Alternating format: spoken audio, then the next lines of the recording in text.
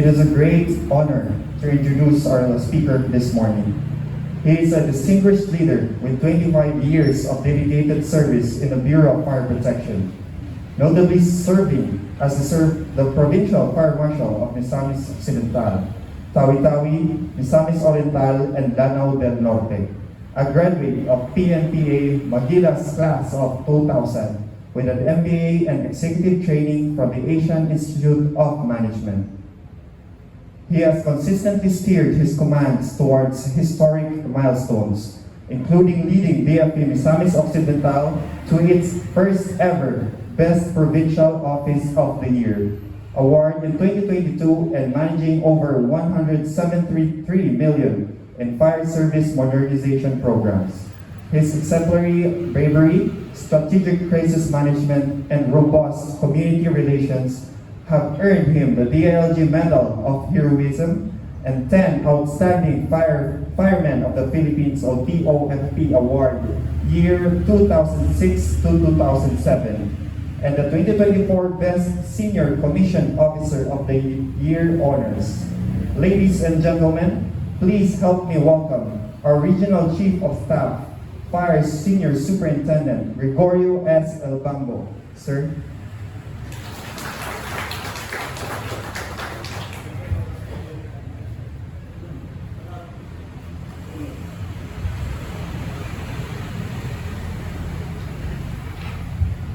Troop Commander, kindly bring the troops to parade rest.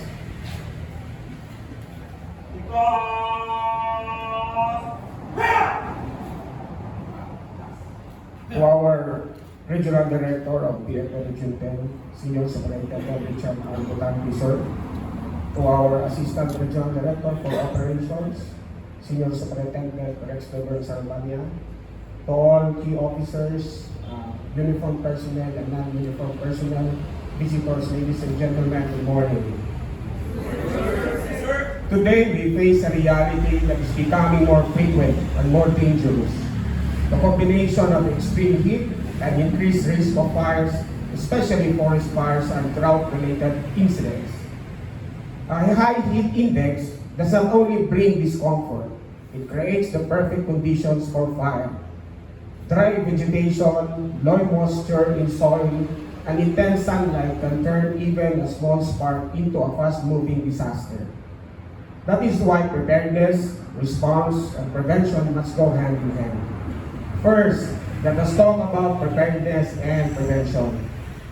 Preventing fires during high heat periods start with discipline and awareness. We must avoid open burning, especially in dry areas. Farmers and residents should be cautious with kainging or land clearing by fire. Proper disposal of cigarette butts, regular inspection of electrical lines, and keeping surroundings free from dry leaves and debris can greatly reduce fire risk. Communities should also establish fire breaks, maintain water sources, and ensure that firefighting tools such as hoses, extinguishers, and water tanks are accessible. Information campaigns and early warning systems must be strengthened so that everyone understands their risk and acts responsibly.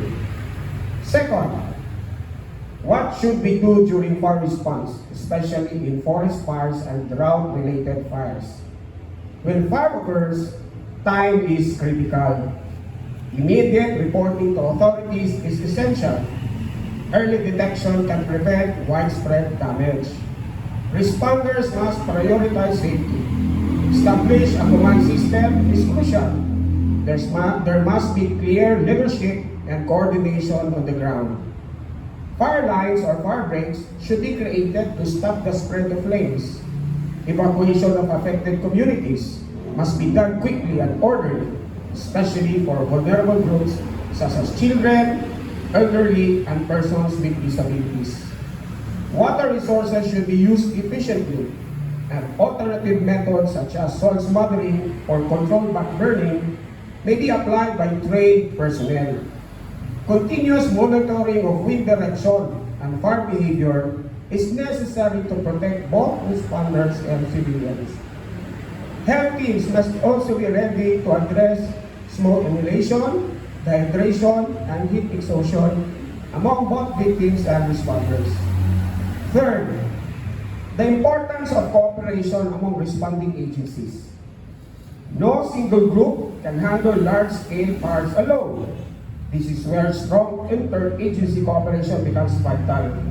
Fire departments, disaster reduction and management offices, police, military units, governmental agencies, and local government units must work as one. Each has a role. Firefighters suppress the flames, police secure the area and manage traffic, medical teams provide care, and local officials coordinate evacuation and relief. Clear communication, shared resources, and joint training exercise ensure that all agencies respond efficiently without confusion. Coordination saves time, reduces risk, and ultimately saves lives. In conclusion, fire preparedness is a shared responsibility. Prevention begins with each of us. Effective response depends on training and coordination. And success in protecting our communities relies on unity. As the heat continues to rise, let us not wait for disaster to strike. Let us act now, be vigilant, be prepared, and work together. Because in times of fire, every second counts, every action matters, and every life is important. Thank you and stay safe. Good morning.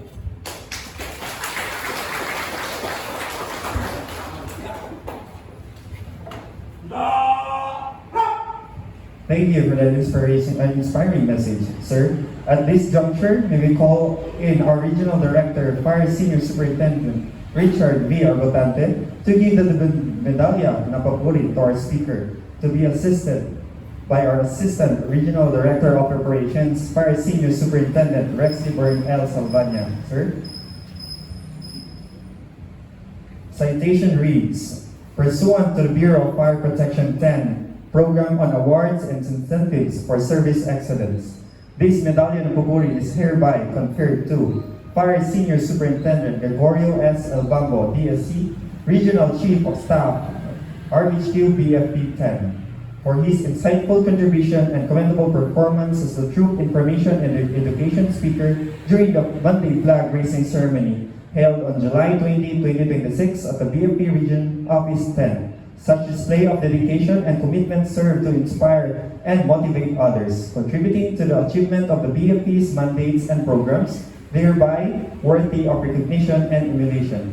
Given this 20th day of July 2026 at the Office of the Regional Director, BFP 10, Gomamela Extension, Carmen Cagayan de Oro City. Signed by Fire Senior Superintendent Richard V. Arbotante, MPSM, DSC, Acting Regional Director.